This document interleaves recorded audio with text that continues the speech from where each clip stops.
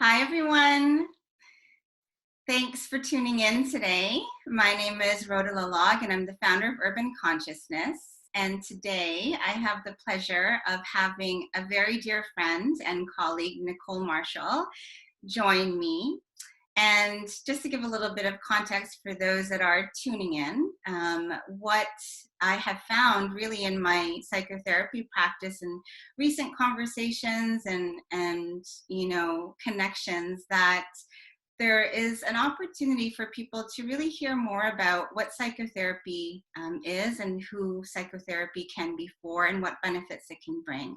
So I really wanted to bring this platform to build a sense of community and understanding about psychotherapy and what it can actually do for people and what their experiences are and their personal journeys. So with that being said, I'm just going to hand it over to you, Nicole. If you can introduce yourself and just share a little bit about the role that you play in your day-to-day work. Yeah, sure. Hi, everybody. It's a pleasure and an honor to be here as one of Rhoda's guest speakers. And in my professional life, I'm a leadership and development consultant, and I work for an organization in Toronto. And I've been doing so with that organization for 4 years. However, I have been in this space of leadership development for over 10 years. And so I live and breathe in the space of bringing learning and developing and designing programs for individuals, leaders, frontline to C-suite in their organizations. Awesome. Thank you for that. What is it that you love about your job? Because as you speak about it, certainly, the light comes on, and I've known you for many years, and I recognize that passion. What is it about what you do that you love? It's that it's never the same. I'm a person, much like in my home, whether it's changing cushions by season, by event, I like the opportunity to take the subject matter and presenting it to an organization based on what they need. So really taking the time to listen to what it is that they're asking and ensuring that the learning objectives are aligned to what they need. So it's not just about the assessment or the product. It's really about how is this going to speak and resonate with their people. Mm-hmm. Absolutely. And, when I think back to your career, I mean, it's been such an honor witnessing, your journey. Can you tell, us about a time when maybe, the path wasn't so clear for you in your career? Yeah, that would have been about 6 years ago, really 8 when I think about it, wherein one organization realizing that it started to become redundant. And as I just mentioned, I like the opportunity to be able to breathe life into what is seen as redundant, but making it speak to a different audience. Mm-hmm. So in that, I realized that I couldn't do that any longer. I wasn't fulfilling my purpose. I wasn't delivering my best self to an organization, to people who I hold near and dear to my heart, because I didn't get to put myself in it. Mm. And I like to put myself in it. Yes, you do. So tell me how then you came from, not being able to put yourself in it and now fully immersing yourself in it. What was your journey with psychotherapy that lends itself to that? Yeah. So ironically, right at the point in time in my career where I was questioning which direction to go, I had the opportunity to meet a therapist who was able to help me unpack a lot about myself. And they were able to help me strip down to bare bones, like right to the very beginning of life, if I can say that much. And realizing that all that I was trying to do was contrary to who I am as an individual. They helped me to see me really for who I am and who I thought I was, but that's not who I was displaying. And through that work, it was almost a year and a half of constant or regular meetings, coaching sessions with this psychotherapist who really helped me to understand that it's okay to bring myself. Because in fact, I was not bringing myself to the organization that I was formerly with as much as I would like to. And they helped me to understand why that was. And in so doing, I was busy interviewing with various organizations. And if I can say, I had a great coach along my right hand, my left hand, in front of me and behind me, who made sure that I was bringing my best self. So the psychotherapist plus my personal coach helped me to understand that I should not be afraid of bringing that best self to the forefront, because then I deliver. Mm-hmm. I love how you shared in your story and in your journey how you reached out to various practitioners. You had a psychotherapist, you had a coach, and I'm sure you had mentors, along the way too. So I love hearing that, because I think part of, what's important to remember is that we just need to build our toolkit, and psychotherapy can be a great part of that. So in your journey, in your experience through that, what would you say was like the biggest aha, or that one life lesson that you still continue to take with you?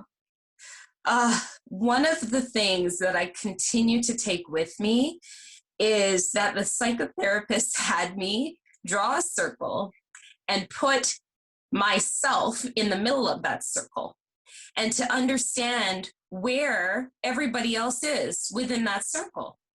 So I was able to really structure and create boundaries mentally and incorporate that in my life from that point on. So understanding that I am at the center of it, and I don't need to put everybody else and everything else in the center with me.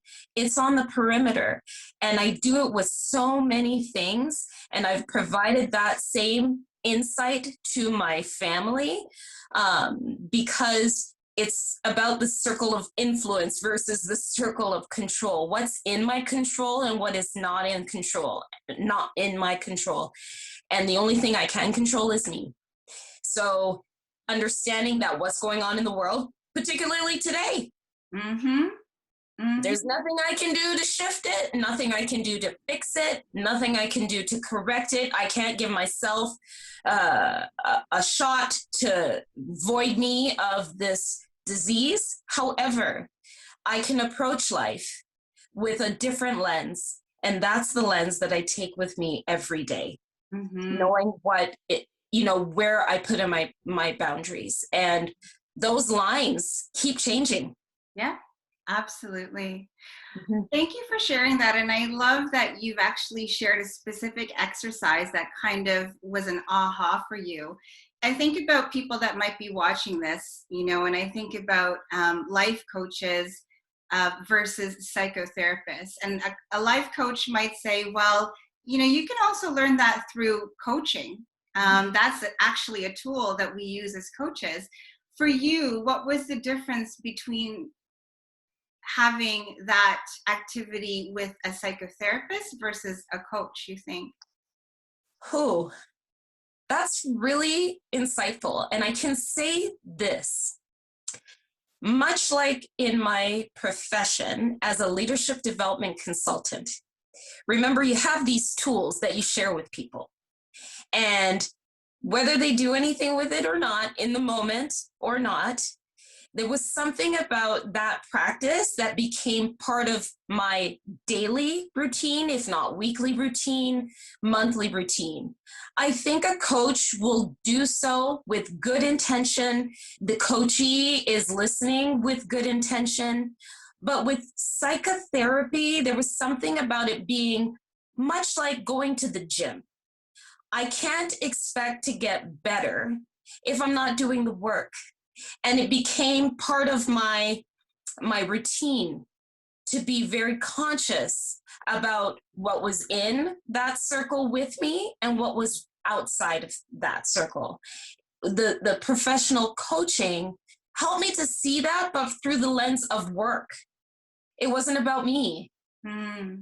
And I think that was the difference. And both of them complemented each other. But like I said, it was like waking up and breathing. Yay, you're winning.